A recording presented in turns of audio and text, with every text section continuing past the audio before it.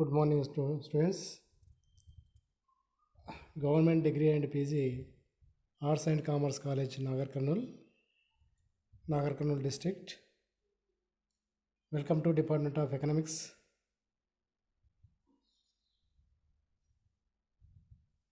నా పేరు why Krishnaiah.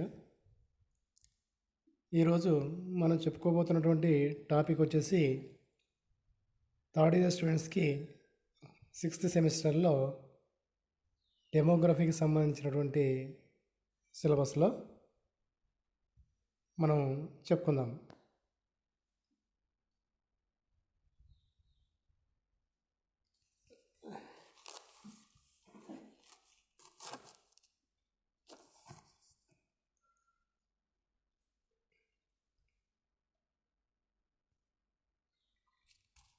Demography సాధారణంగా జనాభా మరియు డెమోగ్రఫీ ఈ రెండు పదాలు వాడుకలో పర్యాయ పదాలుగా వాడుతున్నప్పటికీ సిద్ధాంతపరంగా రెండింటి మధ్య కొంత వ్యత్యాసం ఉన్నదనే విషయాన్ని గుర్తుంచుకోవాలి. వాటి గురించి వివరంగా తెలుసుకుందాం. డెమోగ్రఫీ జనాభా శాస్త్రాన్ని డెమోగ్రఫీ అంటారు. ఇది 2 గ్రీకు పదాల నుండి వచ్చింది. డెమోగ్రఫీ అనే పదము డెమోస్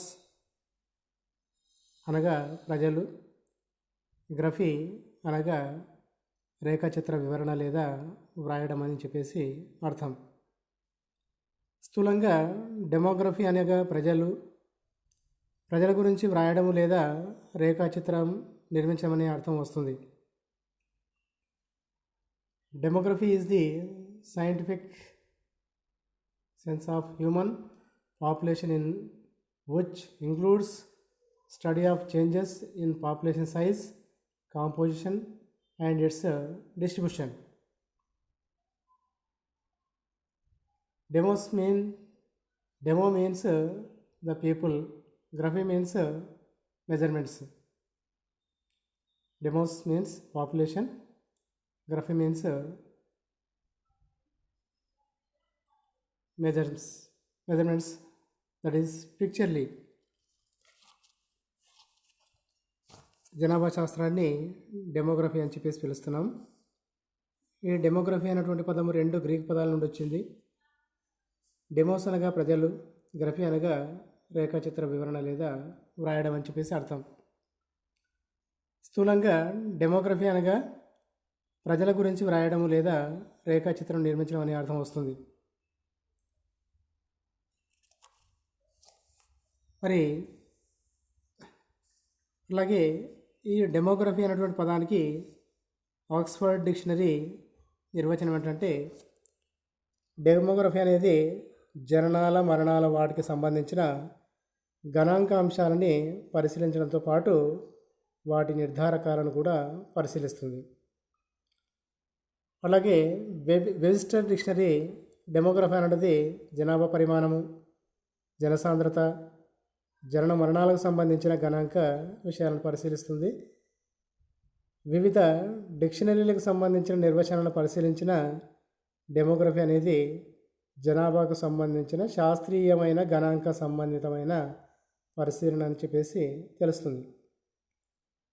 ఇక జనాభా ఒక నిర్ణీత ప్రదేశంలో నిర్ణీత కాలంలో నివసించే ప్రజల సంఖ్యను జనాభా అంటారు. మరి జనాభాను ఆక్స్ఫర్డ్ డిక్షనరీ నిర్వచనం ఏంటంటే, జనాభాకు సంబంధించిన విషయాలు అయిన మొత్తం జనాభా, ప్రాంతాల వారీగా, ఇతర వర్గాల వారీగా విశ్లేషణలు వాటి కార్యాచరణ సంబంధాలని పరిశీలిస్తుంది. అలాగే చాంబర్స్ డిక్షనరీ ఇచ్చినటువంటి డెఫినేషన్ ఏమంటుందంటే, జనాభాకు సంబంధించిన సంఖ్యా విషయాలు, కులమానాలని తెలుపుతుందని చెప్పేసి. అంటే వివిధ డిక్షనరీలకు సంబంధించిన నిర్వచనాలను పరిశీలించిన జనాభాకు సంబంధించి 2 విషయాలు తెలుస్తున్నాయి. ఒకటి జనాభాకు సంబంధించిన సంఖ్య, అవి జనాభా కావచ్చు, జంతువులు, వృక్షాలు మొదలైనవి కావచ్చు. రెండవది అవి ఉండేటువంటి ప్రాంతం, జిల్లా లేదా పట్టణం లేదా దేశం. ఆ విధంగా డెమోగ్రఫీ జనాభాకు సంబంధించినటువంటి వివరాలని చెప్పుకుంటాం. తర్వాత importance of demographic health status of community depending upon the dynamic relationship between number of people, their composition and distribution.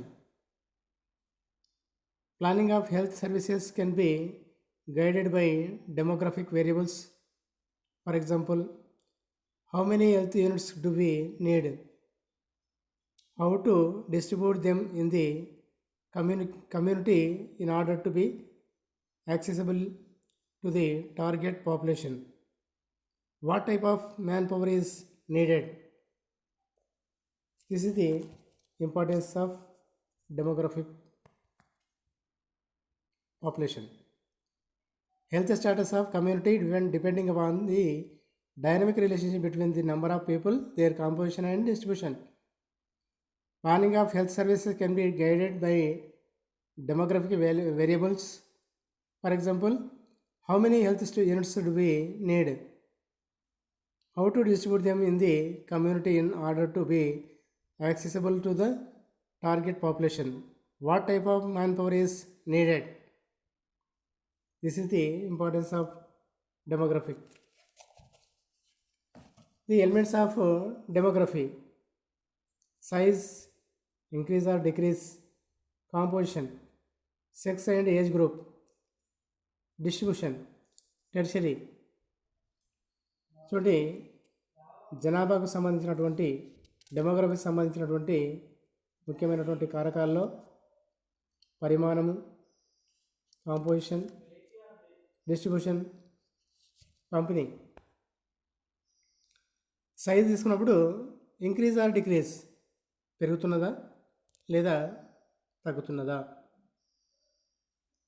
Composition, sex and age group, స్త్రీ పురుష నిష్పత్తి మరియు వయసు వారి గ్రూప్ వర్గీకరణ.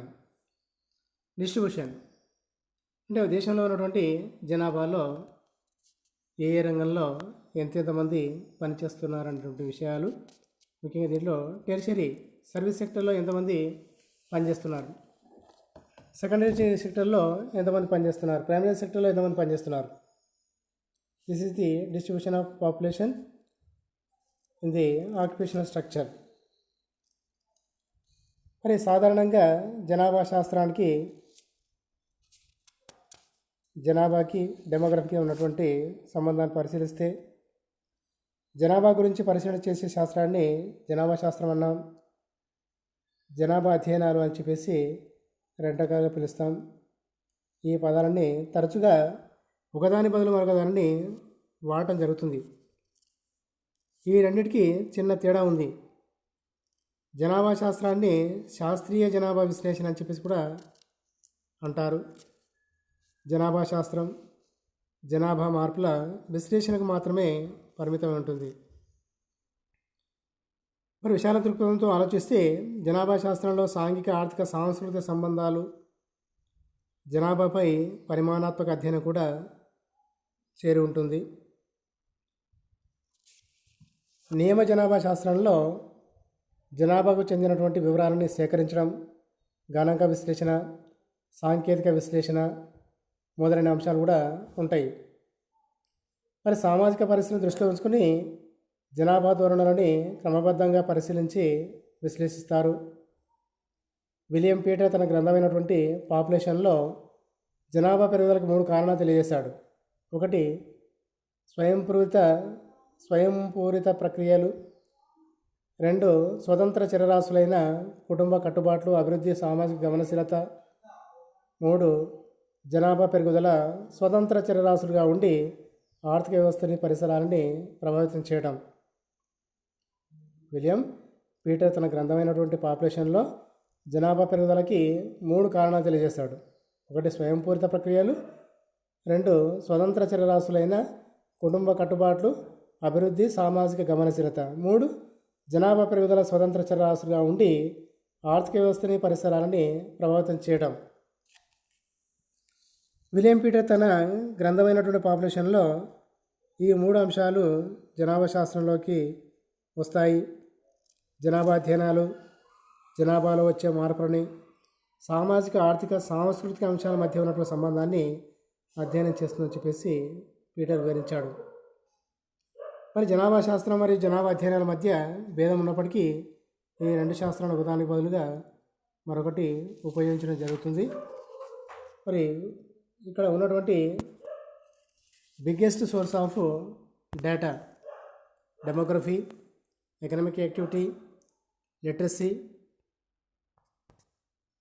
And education, housing and house holds, urbanization, fertility and mortality, scheduled caste and scheduled tribes, language, religion and migration.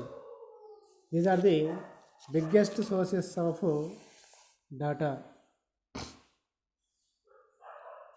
Demography జనాభాకు సంబంధించినటువంటి అంశాలు, ఆర్థిక కార్యకలాపాలు, economic activities, literacy and education, అక్షరాస్యత మరియు విద్య, హౌసింగ్ అండ్ హౌస్ హోల్డ్స్, గృహ సంబంధిత అంశాలు, అర్బనైజేషన్, నగరీకరణ, పట్టణీకరణ, ఫర్టిలిటీ అండ్ మోర్టాలిటీ, సారవత్వం మరియు వివాహాలు, scheduled caste and scheduled tribes, వెనుకబడిన కులాలు, వెనుకబడిన తరగతులు, భాష, మతము మరియు వలసలు, ఇవన్నీ కూడా బిగ్గెస్ట్ సోర్స్ ఆఫ్ డేటాస్. మరి ఇందులో జనాభా శాస్త్రానికి సంబంధించినటువంటి అంశాలను పరిశీలించినట్టయితే, ఒక నిర్ణీత ప్రదేశంలో నిర్ణీత కాలంలో నివసించే ప్రజల సంఖ్యని జనాభా అంటాం. జనాభా పరిమాణము, అభివృద్ధి, విస్తరణ, మార్పు, సాంఘిక, రాజకీయ, ఆర్థిక జీవితంతో వాటి ప్రభావాన్ని అర్థం చేసుకునేందుకు జనాభా శాస్త్రాన్ని ప్రత్యేకమైనటువంటి శాస్త్రంగా అధ్యయనం చేయాల్సినటువంటి అవసరం ఏర్పడింది. మరి జనాభా శాస్త్రాన్ని మొట్టమొదటిసారిగా శాస్త్రీయంగా 1662 సంవత్సరంలో జాన్ గ్రాంట్ ఉపయోగించాడు. అందుకే జాన్ గ్రాంట్ని జనాభా శాస్త్ర పితామహుడుగా పిలుస్తాం. మరి జనాభా శాస్త్రం అనే పదాన్ని మొట్టమొదటిసారిగా 1855 సంవత్సరంలో బెల్జియంకు చెందినటువంటి గిల్లార్డ్ తన గ్రంథమైనటువంటి elements of statistics human demography కంపెనీలో ఉపయోగించాడు. గిల్లార్డ్ ఉపయోగించడం జరిగింది కాబట్టి జనాభా పెరుగుదల వల్ల కరువు కాటకాలు, ఆహార పదార్థాల కొరత, ఆకలి సావులు, పరిసరాల కాలుష్యము, సామాజిక నైతిక విలువలు క్షీణించడం మొదలైనటువంటి సమస్యలు తీవ్ర రూపం దాలుస్తాయి. జనాభా పెరుగుదల అరికట్టకపోతే దేశ భవిష్యత్తు, ప్రజా సంక్షేమం అనేది అంధకారంలో ఉండిపోయే ప్రమాదాలు ఉన్నాయి. వ్యవసాయ, పారిశ్రామిక, సేవా రంగాల అభివృద్ధికి పెరుగుతున్న జనాభా ఆటంకంగా మారే ప్రమాదాలు ఉన్నాయి. మరి పేదవారు సామాజిక, ఆర్థిక న్యాయానికి దూరం అవుతారు. కాబట్టి లూయిస్ హెన్రీ జనాభా శాస్త్రాన్ని గణాంకాల అధ్యయనంగాను లేదా మానవ జనాభా గణాంకాలని విస్తరింపచేయడం అని చెప్పేసి పేర్కొంటాడు. ఫ్రాంక్ లోరియర్ 1958లో జనాభా శాస్త్రం జనాభాకు సంబంధించిన గుణాత్మక, పరిమాణాత్మక అంశాల అధ్యయనం అని చెప్పేసి పేర్కొంటాడు.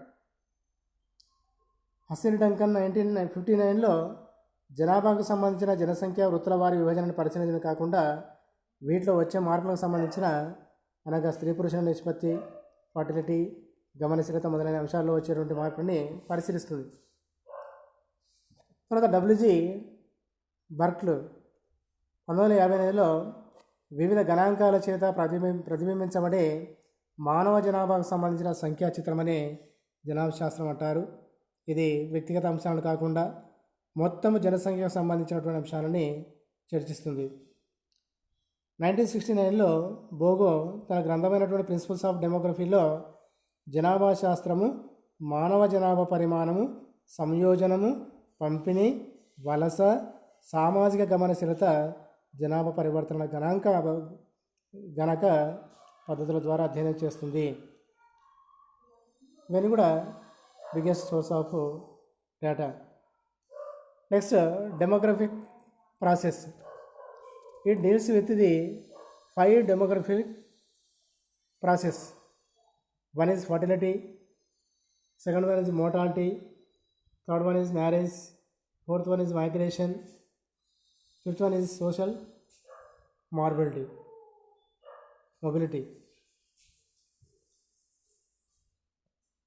డెమోగ్రఫీ ప్రాసెస్లో 5 అంశాలు ఉన్నాయి. ఫర్టిలిటీ సారవత్వము, మోర్టాలిటీ వివాహము, మ్యారేజ్, మైగ్రేషన్ వలసలు, సామాజిక గమనశీలత. సారవత్వము, పునరుత్పత్తి, వివాహము, వలసలు, సామాజిక గమనశీలత అని చెప్పేసి ఈ 5 అంశాల ఆధారంగా ఈ డెమోగ్రఫిక్ ప్రాసెస్ని చెప్పుకుంటాం. అయితే ఇందులో జనాభా శాస్త్రం యొక్క స్వభావం తీసుకున్నట్టయితే జనాభా శాస్త్రం స్వభావరీత్యా నిరంతరం మార్పు చెందే విషయాల గురించి వివరిస్తుంది. జనాభా ఏ దేశంలోనైనా వలసపోవడం, వలస రావడం, తగ్గడం, పెరగడం అనేది జరుగుతుంది.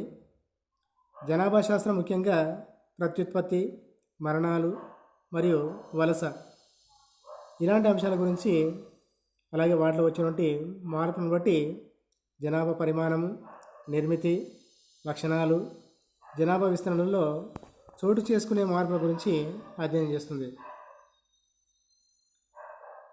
మరి ఒక నిర్దిష్ట సమయాల్లో ఒక నిర్ణీత ప్రదేశంలో జనాభాను జననాలు, మరణాలు మరియు వలసలు అనే 3 అంశాలు ప్రభావితం చేస్తాయి. మరి జనాభా శాస్త్ర అధ్యయనాలు 3 చరరాశుల ద్వారా జరుగుతుంది. చూడండి, ఇక్కడ జనాభా పరిమాణము, జనాభా సమిశ్రణము, విస్తరణ ఈ 3 అంశాలు తీసుకున్నట్టయితే జనాభా పరిమాణము అనగా జనాభాలో వ్యక్తుల సంఖ్య అని చెప్పేసి చెప్పుకోవచ్చు. ఒక నిర్ణీత ప్రదేశంలో ఎంతమంది ప్రజలు నివసిస్తున్నారు, ఆ జనాభా పరిమాణంలో ఎలాంటి మార్పులు జరుగుతున్నాయి, ఆ మార్పులు ఏ విధంగా జరుగుతున్నాయనే విషయాలని జనాభా శాస్త్రజ్ఞులు అధ్యయనం చేస్తున్నారు. ఒక నిర్ణీత ప్రాంతంలో ఎంతమంది ప్రజలు నివసిస్తున్నారని అధ్యయనం చేయడమే ఒకటే కాదు, భవిష్యత్తులో ఈ జనాభా ఏ విధంగా పెరుగుతుందో కూడా వివరిస్తుంది. నెక్స్ట్ జనాభా సమిశ్రణం. జనాభా సమిశ్రణం లేదా వ్యవస్థ విశిష్ట లక్షణాల అధ్యయనం జనాభా పరిశీలనలో ఒక ముఖ్యమైనటువంటి భాగము. ఒక నిర్ణీత జనాభాకు చెందినటువంటి ప్రజల వయస్సు, లింగభేదము, జాతి, మతము, వైవాహిక స్థితి, ఉపాధి, అక్షరాస్యత మొదలైనటువంటి అంశాలన్నీ చర్చిస్తుంది. పోతే విస్తరణ ఒక ప్రాంతంలో ఉండేటువంటి జనాభా ఏర్పాటు గురించి విస్తరణ తెలియజేస్తుంది. జనాభా అధ్యయనంలో జనాభా పరిమాణము, వ్యవస్థలను మాత్రమే కాకుండా వివిధ ప్రదేశాలలో జనాభా విస్తరణ కాలక్రమేణా దానిలో జరిగే మార్పులని పరిశీలించడం జరుగుతుంది.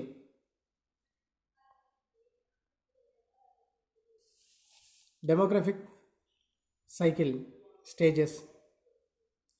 High stationary first stage. This stage is characterized by a high birth rate and high death rate. No any change in size and population. India was in this stage till 1920.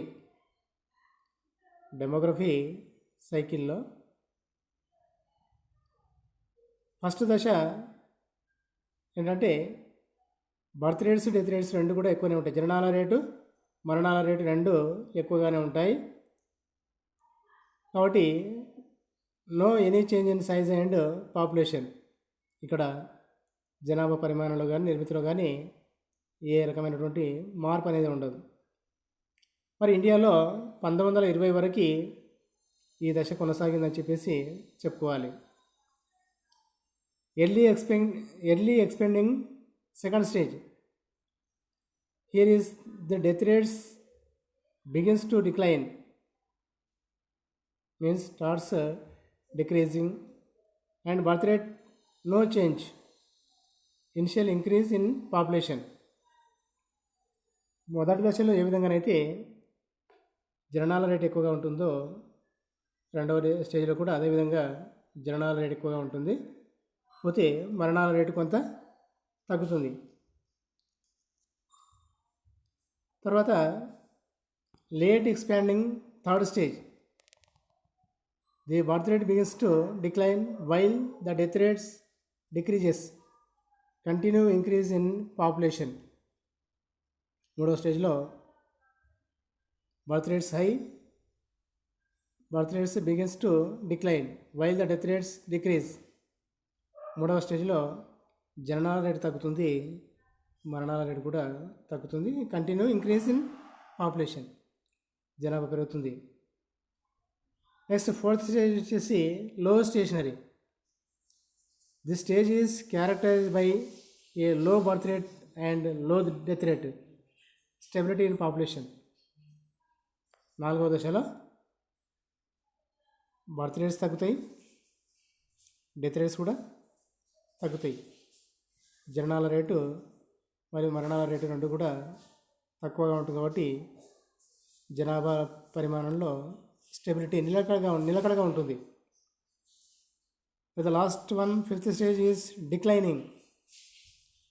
In the declining stage birth rate is lower than the death rate, fall in population. మరణాల సంఖ్య కంటే కూడా జననాల సంఖ్య ఇంకా తక్కువగా ఉండడం వల్ల జనాభా అనేది తగ్గిపోతుంది. అదేవిధంగా జనాభా పెరుగుదలలో 5 దశలు. మొదటి దశ జననాల రేటు ఎక్కువ ఉంటుంది, మరణాల రేటు కూడా ఎక్కువ ఉంటుంది. రెండవ దశకు వస్తే జననాలు ఎక్కువ ఉంటాయి, మరణాలు కొంచెం తగ్గుతాయి. మూడవ స్టేజ్కి వస్తే జననాల రేటు కొంచెం తగ్గుతుంది, మరణాల రేటు క్షీణిస్తుంది. నాలుగవ స్టేజ్లో బర్త్ రేట్స్, డెత్ రేట్స్, జనన మరణాల రేటు రెండు కూడా తగ్గుతాయి కాబట్టి stability in population. The last one, fifth point is declining, fifth stage. In the declining stage birth rate is lower than the death rate, fall in population. జననాల rate అనేది మరణాల rate కంటే ఎక్కువగా క్షీణిస్తుంది కాబట్టి జనాభా అనేది తగ్గుతుంది. Next methods of data collection. Primary data collection, secondary data collection. Collecting done by the individual by using the methods such as observation, interviews, questionnaires, diaries. Observation, interviews, questionnaire, diaries. పరిశీలన,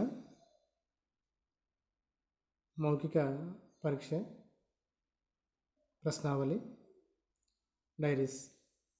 ఇవి primary data కలెక్షన్లో చోటు చేసుకుంటున్నటువంటి అంశాలు.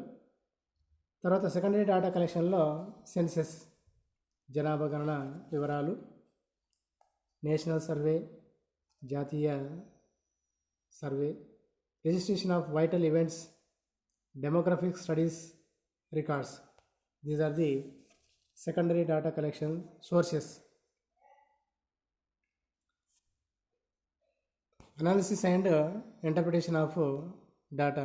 Data is collection directly or indirectly from population. The data collected directly from individuals by face-to-face survey. Data collected during census. Data related to health from an individual.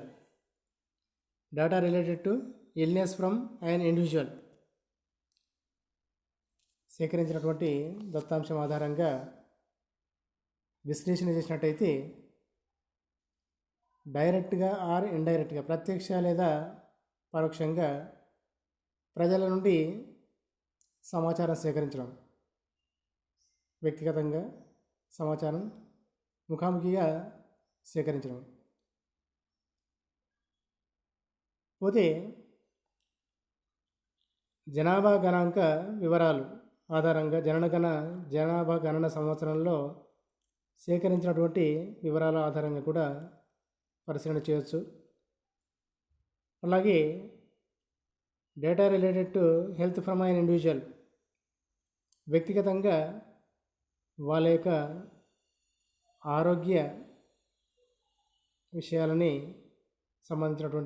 విషయాలకు సంబంధించి data analyse చేయడం ఒకటి. Data related to illness from an individual, వ్యక్తిగతంగా జబ్బుపడినటువంటి వ్యక్తుల నుండి సమాచారాన్ని సేకరించడం అనేది కూడా ఈ analyse. The data which is collected from outside the sources such as records, data taken from hospitals records, data taken from census. The data collected need to be arranged in table, charts, diagrams, graphs, pictures. సేకరించినటువంటి దత్తాంశాన్ని వివరాల ఆధారంగా పరిశీలన చేయడంలో hospital రికార్డ్స్లో సేకరించడం ద్వారా, గణాంక వివరాల ఆధారంగా సేకరించడము, సేకరించినటువంటి సమాచారాన్ని చార్టు ఆధారంగా టేబుల్ ప్రకారము పట్టికల ద్వారా, రేఖల ద్వారా, గ్రాఫుల ద్వారా, బొమ్మల ద్వారా విశ్లేషణ చేయడం కూడా జరుగుతుంది. మరి భారతదేశంలో census of India 2011, in 1872 the first census was held in India. మొట్టమొదటిసారిగా 1872 సంవత్సరంలో మొదటి జనాభా లెక్కలు అంచనా వేయబడ్డాయి. తర్వాత 1881 నుంచి శాస్త్రీయంగా ప్రతి 15 సంవత్సరాలకు ఒకసారి జనాభా లెక్కల్ని అంచనా వేస్తూ రావడం జరుగుతుంది. The census of India 2001 will be the 15th census and the 7th after independence.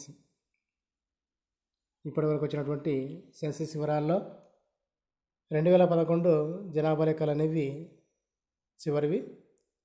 అవి 15వ గణాంక వివరాలు.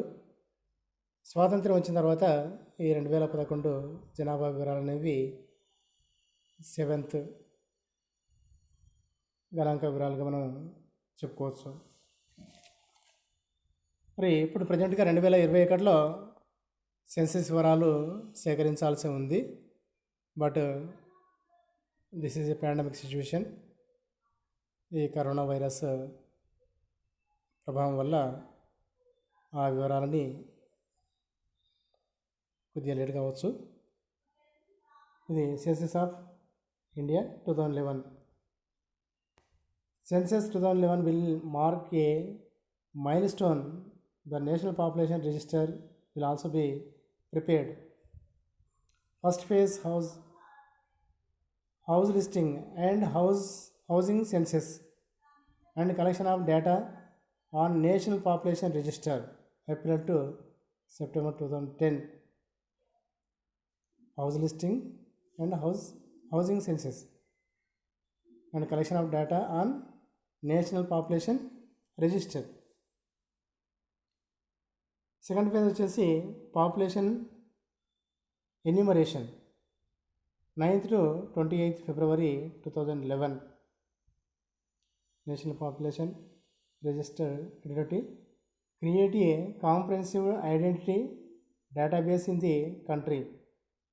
Help in better targeting of the benefits and services under the government schemes, programs, improve planning. Second ఫేజ్లో February 9 నుంచి February 28 వరకు 2011 national population register ప్రయోజనాల్లో create a comprehensive identity database in the country, help in the better targeting of the benefits and services under the government schemes, programs, improve planning.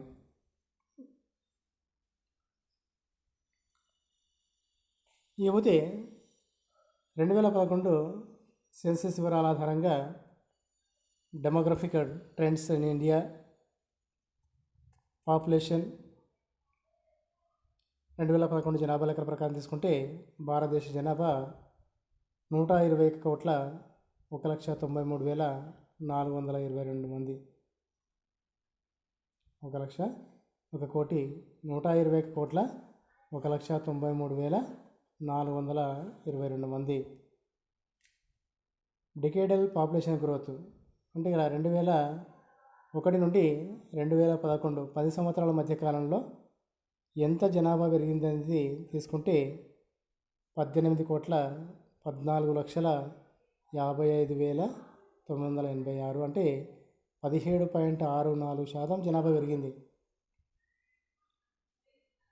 ఇక population density మరి 2011 జనాభా లెక్కల ప్రకారం ఒక చదరపు kilometre భూభాగంలో 382 మంది ప్రజలు నివసిస్తున్నారని చెప్పేసి లెక్కలు చెప్తున్నాయి. అలాగే సెక్స్ రేషియో స్త్రీ పురుష నిష్పత్తి తీసుకున్నట్టయితే 1000 మంది పురుషులకి ఎంతమంది స్త్రీలు ఉన్నారనే విషయాన్ని అబ్జర్వ్ చేస్తే 940 మంది ఫిమేల్స్ పర్ 1000 మేల్స్. 1000 మంది పురుషులకి 940 మంది స్త్రీలు ఉన్నారని చెప్పేసి 2011 జనాభా వివరాలు తెలియజేస్తున్నాయి. Population in the age group of 0 to 6 0 నుండి 6 సంవత్సరాల మధ్య వయసులో ఉన్నటువంటి పిల్లల్ని తీసుకుంటే 15,87,89,287 అంటే నియర్లీ 13.12% ఆఫ్ టోటల్ పాపులేషన్. మొత్తం జనాభాలో 13.12% జనాభా పిల్లలే ఉన్నారు. ఇకపోతే దేశ జనాభాలో లిటరేట్స్ ఎంతమంది అక్షరాస్యులు ఉన్నారనే విషయాన్ని అబ్జర్వ్ చేస్తే 77,54,54,120 మంది అంటే దాదాపుగా 74.04% ప్రజలు అక్షరాస్యులు ఉన్నారు. అంటే ఇంకా నియర్లీ 26% ఇల్లిటరేట్స్ ఉన్నారు. మరి 74.04%లో పురుషులు 82.14% అక్షరాస్యులు ఉన్నారు. స్త్రీలు 65.46% అక్షరాస్యులు అని చెప్పేసి లెక్కలు చెప్తున్నాయి. పోతే మరి జనాభా శాస్త్రం యొక్క ఆవశ్యకత ఏంది అన్నప్పుడు జనాభా అధ్యయనము భారతదేశంలోనే కాకుండా ప్రపంచ దేశాల్లో కూడా ప్రాధాన్యత సంతరించుకున్నది. జనాభా పెరుగుదల సాంఘిక ఆర్థిక రాజకీయ తదితరమైనటువంటి అనేక సమస్యలకి కారణం కావడం వల్ల జనాభా శాస్త్ర అధ్యయన ఆవశ్యకతకి ఒక కారణం. సాంఘిక ఆర్థిక రాజకీయ ప్రణాళిక రూపకల్పనలో వ్యూహరచనలో జనాభా అధ్యయనం ఎంతో తోడ్పడుతుంది. జాతీయ స్థాయిలో ప్రతి దేశము జనాభా పరిశోధన శిక్షణ జనాభా విద్య జనాభా నియంత్రణకు సంబంధించినటువంటి విధాన నిర్ణయాలని తీసుకోవడంలోనూ ప్రణాళికలను రూపొందించడంలోనూ జనాభా అధ్యయనం అవసరమవుతుంది. పోతే ఈ జనాభా శాస్త్రం యొక్క పరిధి ఏంటి అనేది చూసినట్టయితే జనాభా శాస్త్రం యొక్క పరిధి అనేది చాలా విస్తృతమైనది. ఇది జనన మరణాల రేట్లలో హెచ్చుతగ్గులను ఆర్థిక సాంఘిక పరిమాణాలని చేరుస్తుంది. జనాభా పెరుగుదలపై జనమరణ రేట్లు వలసల ప్రభావం జనాభా పెరుగుదలకి ఆర్థిక అభివృద్ధికి మధ్య ఉన్నటువంటి సంబంధం. జనాభా పెరుగుదలకి కుటుంబము వివాహము వృత్తి విద్య మతము నగరీకరణ పారిశ్రామికీకరణ ఆధునికీకరణ family marriage profession education religion urbanisation industrialisation modernisation these are the social factors మధ్య ఉన్నటువంటి సంబంధం జనాభాకి ఆహారోత్పత్తి పరిసరాల మధ్య ఉన్నటువంటి సంబంధం జనాభా శాస్త్ర పరిధిలో ఇమిడి ఉన్నాయి. అంతేకాకుండా జనాభా శాస్త్రం స్వభావరీత్యా నిరంతరము మార్పు చెందే విషయాల గురించి వివరిస్తుంది. జనాభా ఏ దేశంలోనైనా వలస పోవడం, వలస రావడం, జనాభా పెరగడం, తగ్గడం అనేది జరుగుతుంది. మరి జనాభా శాస్త్రం ముఖ్యంగా జనాభా పరిమాణము, నిర్మితి, లక్షణాలు, వాటిలో మార్పును మాత్రమే అధ్యయనం చేస్తుందని చెప్పేసి మనం గుర్తుంచుకోవాలి.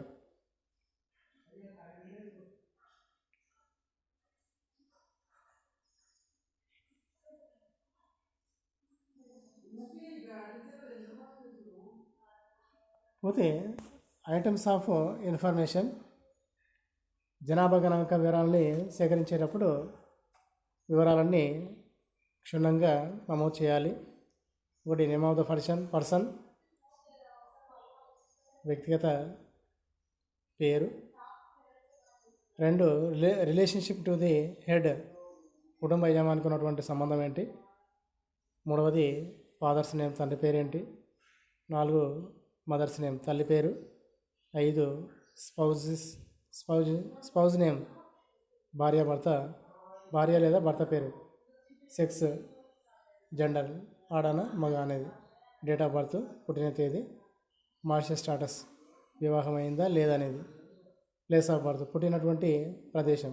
నేషనాలిటీ యాజ్ డిక్లేర్డ్, మరి జాతీయత అనేది నమోదు చేసుకోవాలి. తర్వాత presently added as usual residence, ఇక్కడ నివాసం అనేది. Duration of stay at present address, ప్రజెంట్గా ఉన్న ప్రదేశంలో ఎన్ని సంవత్సరాల నుండి నివసిస్తున్నాడు అనేది నమోదు చేసుకుంటారు. తర్వాత పర్మనెంట్ రెసిడెన్షియల్ అడ్రస్, శాశ్వత చిరునామా రాసుకోవాలి. తర్వాత 14వది ఆక్యుపేషన్ ఆర్ యాక్టివిటీ, చేస్తున్నటువంటి వృత్తి లేదా పని ఏందనేది. తర్వాత 15వది ఎడ్యుకేషనల్ క్వాలిఫికేషన్స్, విద్యా సంబంధమైనటువంటి అర్హతలకు సంబంధించిన వివరాలన్నీ కూడా ఈ నేషనల్ పాపులేషన్ రిజిస్టర్లో నమోదు చేసుకోవాలి. ఇది అంతా కూడా మనం జనాభాకు సంబంధించినటువంటి డెమోగ్రఫీకి సంబంధించినటువంటి వివరాల్లో. డెమోగ్రఫీ అంటే ఏంటి, డెమోగ్రఫీ స్వభావం ఏంటి, డెమోగ్రఫీ పరిధి అంటే అటువంటి విషయాలన్నీ ఈరోజు క్లాస్లో మనం చెప్పుకోవడం జరిగింది, క్షుణ్ణంగా చెప్పుకోవడం జరిగింది. దీన్ని డెమోస్ మీన్స్ ప్రజలు, గ్రఫీ మీన్స్ వివరాలని వ్రాయడం లేదా నమోదు చేయడం అని చెప్పేసి షిట్కట్ సింపుల్గా దీన్ని మనం చెప్పుకోవడం జరిగింది. This is the demography, nature and scope of demography. Thank you one and all. Class విని మీరంతా దీన్ని ఉపయోగించుకుంటారని చెప్పేసి నేను ఆశిస్తూ ముగిస్తున్నాను.